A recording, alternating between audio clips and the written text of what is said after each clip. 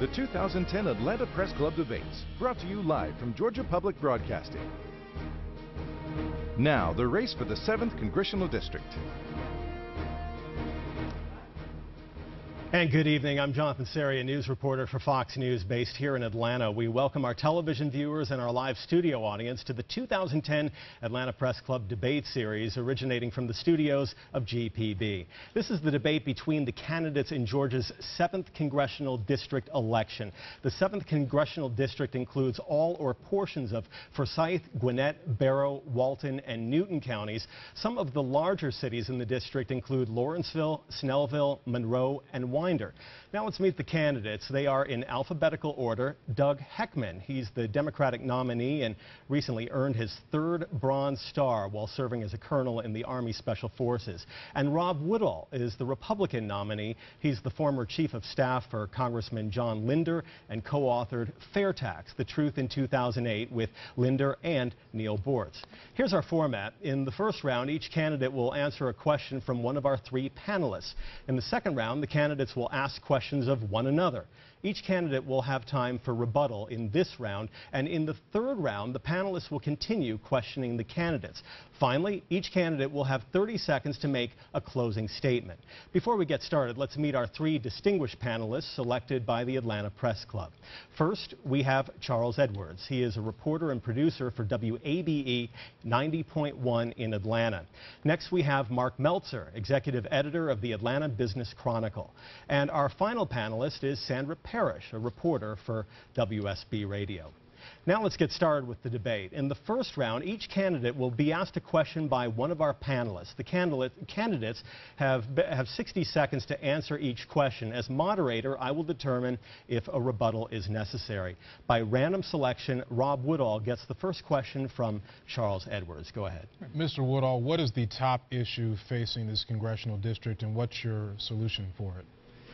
Charles, the #1 issue that we hear everywhere we go is water in Gwinnett County. As you know, we have 18 months to sort out how it is that the Corps of Engineers will get its instructions to allow Gwinnett County and the City of Atlanta to withdraw water out of Lake Lanier.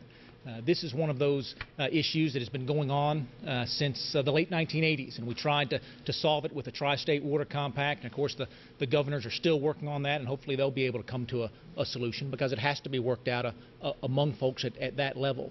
But what we can do in Gwinnett County is change the Corps of Engineers rules and regulations to add drinking water as a permissible purpose for this federal reservoir. That was missing from the original legislation, and that's what the judge came back and said. I will offer legislation on day one to add drinking water as a purpose, to add drinking water as a purpose to all federal reservoirs, and to get Gwinnett County credit for the water that it's putting back in. A rebuttal, Mr. Heckman? I don't think so. I mean, do you think that it's more of a federal issue or more of a state, and the states need to get together and solve the problem here? Florida, Alabama, and Georgia. In terms of the tri-state water war, we have to have that triumvirate of agreement. But in terms of making these singular changes to Lake Lanier and the core regulations, that's something that we're going to have to do at the federal level. Okay, our next question comes from Mark Meltzer. It's your turn to ask Doug Heckman a question. Mr. Heckman, my question's about immigration. Yes. What do you think of the Obama administration challenging the Arizona immigration law in court? Well, obviously illegal immigration is a problem that we all have to pay attention to. And recently there were 12 different issues within that Arizona statute, and 4 of them were declared unconstitutional. So I would say to you that the question is, Georgia is considering a similar Arizona-type law, and I think that we need to look at it several different ways. What are the second and third order consequences? We don't have a common border with Mexico, obviously. What are the second and third order consequences? And I would say to you that it's costing Arizona hundreds of millions of dollars to go after immigration the way they are, and I don't think we can afford that in these troubled times. Mr. Woodall, rebuttal? Well, the reason you've seen those statutes declared unconstitutional is because, by definition, Arizona was trying to do something that the federal government should have done. It's unacceptable that Arizona taxpayers are having to bear that burden, and it would be unacceptable for Georgia to have to bear that burden as well. This is a uniquely federal responsibility, and it's one that I believe the Congress will step up to I'll go as far as to say we're going to pass a border security bill in the early weeks of this next session, and if the president vetoes it, I believe we'll have a bipartisan majority to override that veto and make it happen. And that concludes round one. Now the candidates get to ask a question of each other. You have 30 seconds for the question and 60 seconds to respond and 30 seconds for a rebuttal. By random selection, Rob Woodall asks the first question. Go ahead. Doug, one of the things that folks have talked to me a lot about on the campaign trail is Obamacare, and they are giving me the instructions that they want it repealed in January. Are there parts of Obamacare that you're uncomfortable with, and if you're elected, that you'd go to Washington and begin to repeal come January? I think the answer to that question is it's a false argument to try to repeal Obamacare. You know, we need 2/3 of the House and the Senate to override a veto, and that's just not going to happen.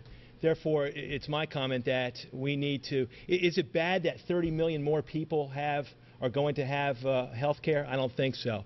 Is it bad that young people up to 26 will now be able to be covered by their parents? I don't think so. So, you know, I think it's good that we have this health care, and we can make it better around the edges. Time for a rebuttal. Well, I think some of those things are bad. I think it's bad that business principles no longer govern insurance, but government governs insurance. And my hope is we're going to find that bipartisanship in Washington to do some of those repeals. The 1099 provision in the health care bill, for example, I think is something that we'll be able to come together across party lines and defeat and repeal. But more importantly, if you're right that we're not going to be able to get over that veto hump, we'll just have to lay these principles out over the next 2 years. And Doug Heckman, the last question of this round is your question for Rob Woodall. Go ahead. Rob, John Linder's an Air Force veteran. He's a dentist. He's a family man. He's a small businessman. He's lived in the district for years now. I believe you actually just moved into the district. You know, you graduated from law school, and you've worked in Washington, D.C. for the last 16 years. Now you want to represent the 800,000 people of the 7th Congressional District. Hillary Clinton was accused of being a carpetbagger when she ran for the U.S. Senate in New York State. How are you different than Hillary Clinton in trying to represent our district? The list of our differences is long, but more importantly, I went to work for Congressman Linder because he was my hometown congressman. I absolutely grew up in the district, but as you know, the district lines change over and over and over again. 5 times in the last 15 years, these district lines have changed. But the one common thing over those years is my service to this district. You know, being a good listener is what it takes to be a good congressman, being able to go and then implement those wishes on Capitol Hill. It's been a great blessing in my life to be able to serve this district, and I've been able to serve it. I'm proud of every single day of service that I've put into it, and I believe if folks trust me with their vote, they're going to be thrilled with the results they get next January. Mr. Heckman, your rebuttal. I appreciate your service, although I would say to you that it's kind of an immutable fact that you haven't lived here in the last 16 years, and how can one represent a district when they haven't lived here for the last 16 years? And that concludes our second round of questioning. For those who may be joining our program in progress, this is the debate between the candidates for Georgia's 7th Congressional District. For our third round, we return to our panel of journalists who will ask questions of the candidate of his or her choice. Candidates will be allowed 60 seconds to respond. As moderator, I'll determine if the opposing candidate will be given 30 seconds for rebuttal. We begin this round with a question from Sandra Parrish. This is for Mr. Heckman. Going back to Obamacare, yes. Part of the Health Care Reform Act includes requiring that in 2012, all companies will have to issue 1099 tax forms to any individual or corporation from which they buy more than $600 in goods or services in a tax year. Now, do you think this should be changed, and is it appropriate to insert that into a health care bill? Yeah, I appreciate the question, and I would say to you that that is something that needs to be changed. There are a number of provisions in this health care bill that are onerous. And in our form of government, when people try to come together to solve national problems that we have, often individuals get things in there and there's a long list, and we need to change some things. Certainly, the original intent of health care was to control costs. We need to do a better job around the edges of doing that. In addition, this is an onerous requirement that I think needs to be alleviated. Mr. Woodall, 30 seconds to weigh in. The We can absolutely repeal that, and I believe we will repeal that in January. But it was more of Washington gamesmanship. The only reason that provision got in there was because they needed to generate more dollars to keep it under that mythical $1 trillion health care guideline, as if $1 trillion was going to be inexpensive enough to afford. The IRS doesn't want it. The accountants can't use it. It's absolutely going to get repealed, and I believe the president's going to sign it. Charles Edwards, your turn.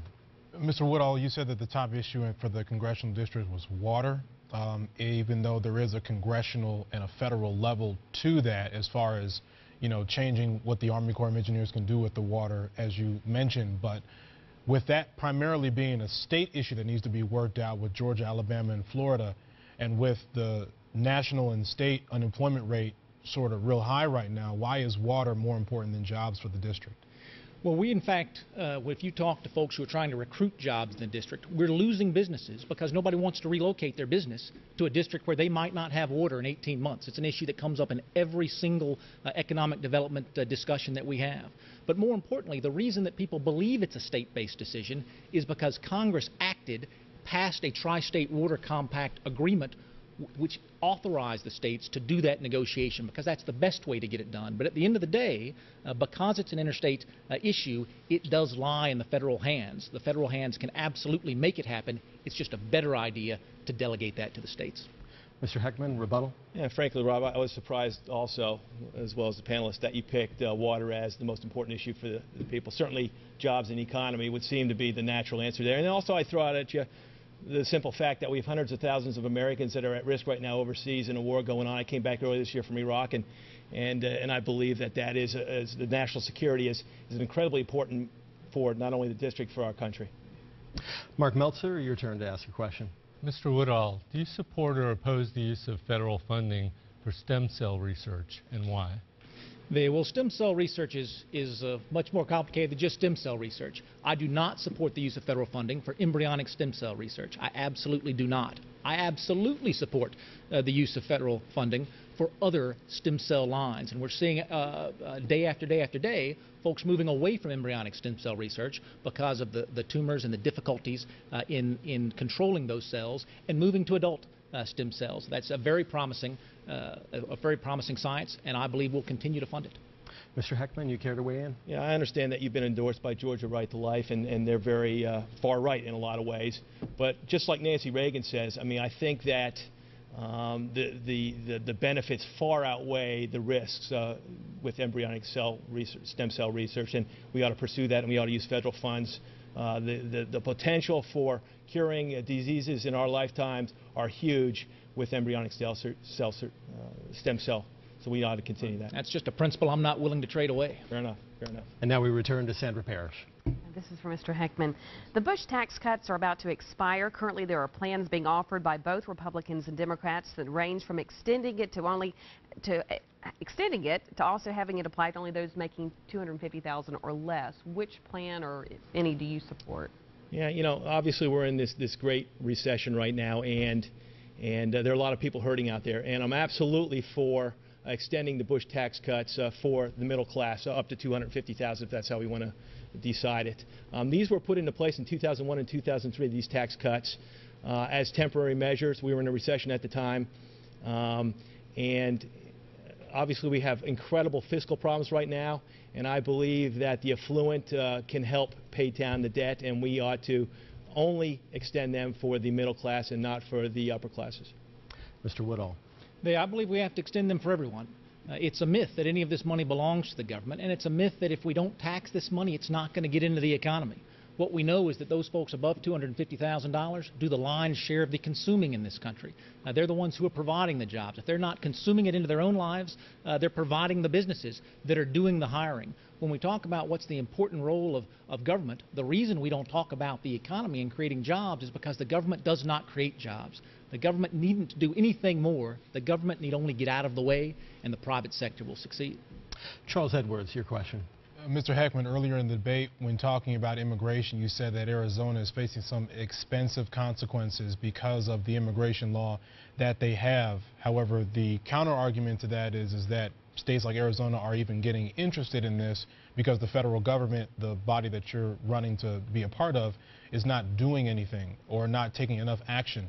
on immigration. If elected, what would you propose to do with America's immigration issue? Sure. It's absolutely a federal enforcement issue, the illegal immigration problem, and we, as a federal government, need to do a better job of enforcing the laws that we have in place now. And frankly, I would push the administration to do a better job of that. We need to make sure that we don't have a porous border. We need to make sure that we know who we have here, and then finally, we need to have a path, because we're not going to put 12 million illegal immigrants on a bus back to where they came from. We need to find a path from illegal status to legal status. They go to the back of the line. We can make it onerous, but there needs to be that path from illegal to legal status for illegal immigrants to this country. In addition, our country is a country of immigration, as you all know, with the Statue of Liberty and everything else. So it's a humanitarian issue in a lot of ways, I believe. You know, America stands for a lot. And it stands for the rule of law, but it also stands for taking care of the people that come here. We come here because it's the place of opportunity. And Mr. Woodall, your 30 seconds on immigration. Yeah, well, sealing the border has to be job one, and we can't even have the rest of that discussion until we are successful at sealing that border. But that's one of those areas where Doug and I disagree. Providing that path to folks who did not abide by our laws, when there are folks who've been waiting in line for 10, 15 years trying to abide by our laws. The angriest people about illegal immigration are not Southerners. They're legal immigrants who cannot believe that we're trading away the freedoms that they hold so dear in such a cavalier fashion. Mark Meltzer, a question to the candidate of your choice. Mr. Woodall, is it your goal to be a bipartisan legislator? And if so, what would you do to work with members of the opposing party? Mark, my goal is only to represent the 800,000 people who live in the 7th District. There are matters of principle, and we've already touched on some of those tonight, where bipartisanship is never the goal.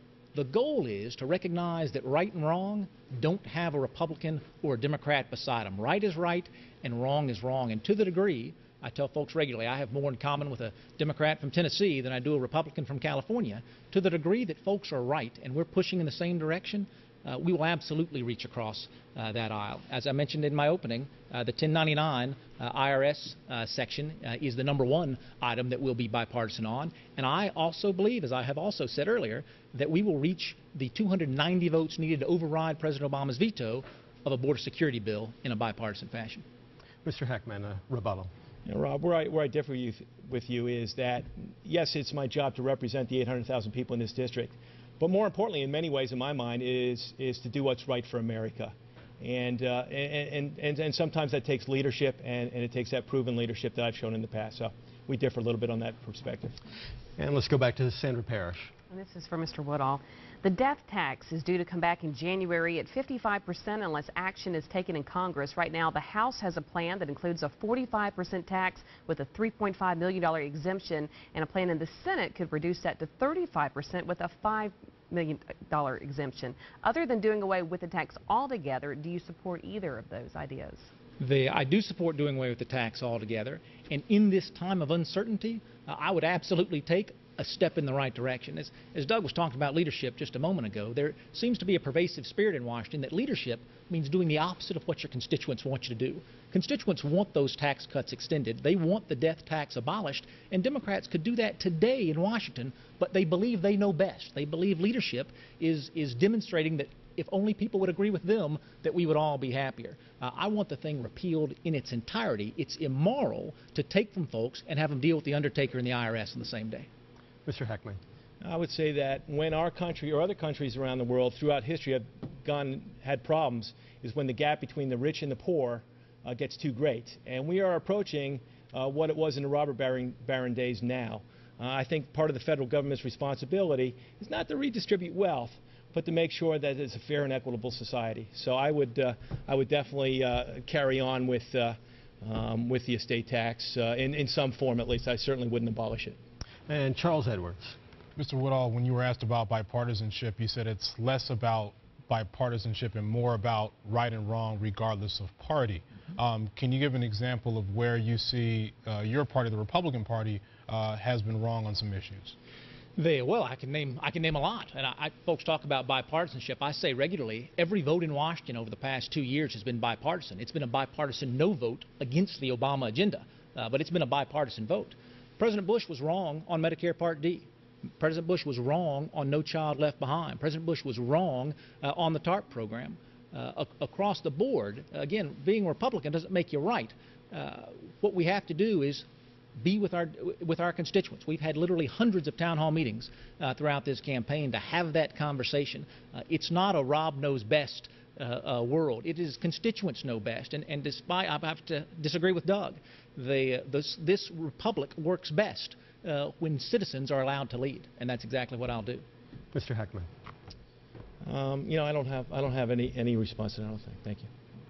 Fair enough. Let's move on to Mark Meltzer. Mr. Heckman, the economy is obviously a major concern to people and businesses in the 7th District.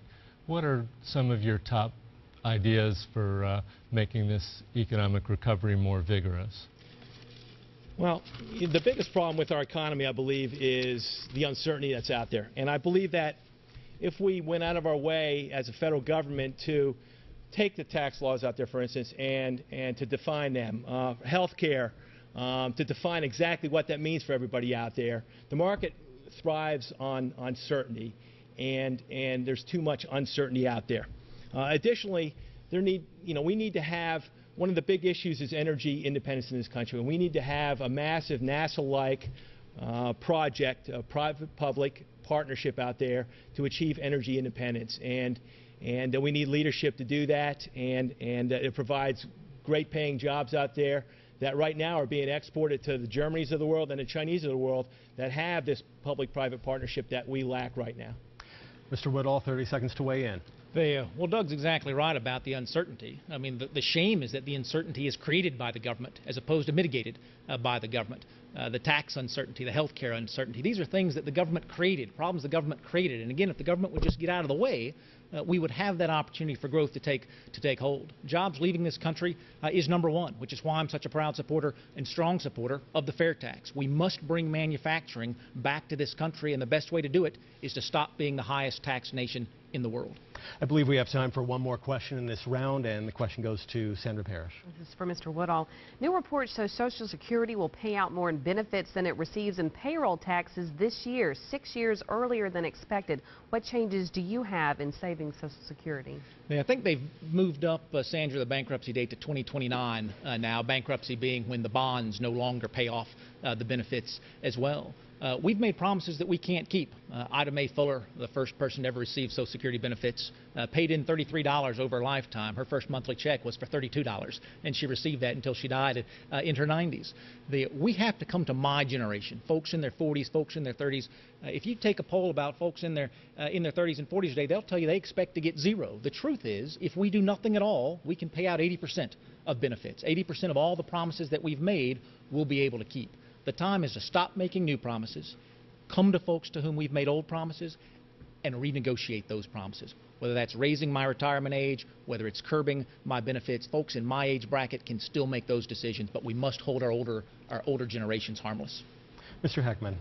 You know, there's going to be pain out there solving some of these national problems, and we need leaders that will tell the American people the plain truth, that there's going to be sacrifice. And, you know, we've got this war in Afghanistan and Iraq, and we haven't paid for it for the last 8-9 years. And that's just an example of leaders in this country wanting to get reelected, wanting to be partisan, wanting to bring in special interest money. And it takes leadership to kind of tell the truth and to solve these problems. And to do that, we need leaders that are willing to work somewhere in the middle where most compromises are found, instead of the left and the right and nothing getting done.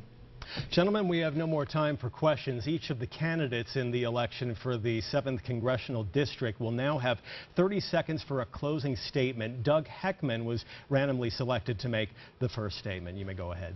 Thank you. This election is about rising above partisan politics and proven leadership. I have done both. Do you vote for someone because they have a D or an R behind their name, or do you vote for them because they're the best candidate? I stood up and volunteered 3 times to go to Afghanistan and Iraq, and I'm asking you to stand up with me on November the 2nd. I need your vote. Thank you. And our final closing statement comes from Rob Woodall. You may go ahead. The elections ought to be about ideas. I'm grateful to Doug for being in the race. I'm grateful for his service to the country. I believe he's an American patriot. But I believe his ideas are the wrong ideas to take this country forward. I support the fair tax, He opposes it. I oppose amnesty. He supports it. I want to repeal the Obama health care bill. He wants to keep it in place. These are the ideas that we have before us on November 2nd. I ask you to trust me with your vote and give me an opportunity to lead on those issues. Thank you.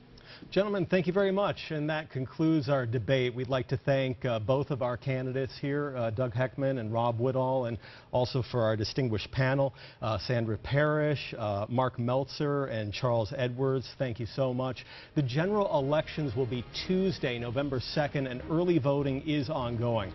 Our thanks to the candidates and to our panel of journalists. We'd also like to thank the Atlanta Press Club for arranging this debate. For more information about the Atlanta Press Club, you may visit atlantapressclub.org. The debates that air on Georgia Public Broadcasting will be archived on the Press Club's website. This broadcast has been streamed live and will be available on demand on GPB's website at gpb.org. I'm Jonathan Serrie. Thanks so much for joining us for this debate. We invite you to stay tuned for the debate with the candidates for the 8th Congressional District. That debate is coming up next. Good night. The Atlanta Press Club Debate Series is made possible in part by donations from the late Tom Watson Brown and Emory University.